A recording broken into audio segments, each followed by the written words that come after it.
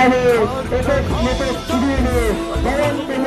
නිර්මාණ වාසයයි ඔබ අපේ මම රැඳී සිටින මේ ආදරණීය අපේ තාත්තෝ එතන ගොඩක් වෙලා රැඳී ඉන්නවා අපේ ආදරණීය සමාජික ඉන්න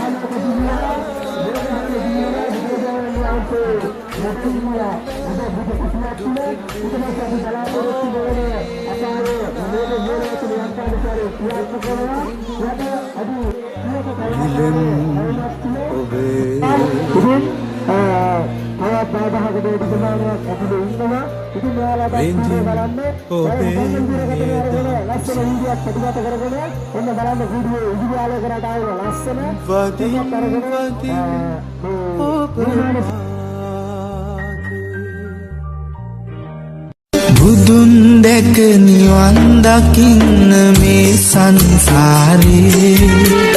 අපි ඇසුබන මදි වුණාද මේ දම් දීපේ සිල් ගත්තා පින් කෙරුවා දිවාරේ දෙකේ අතර මං උනේ කොහොමද අපේ ජීවිතේ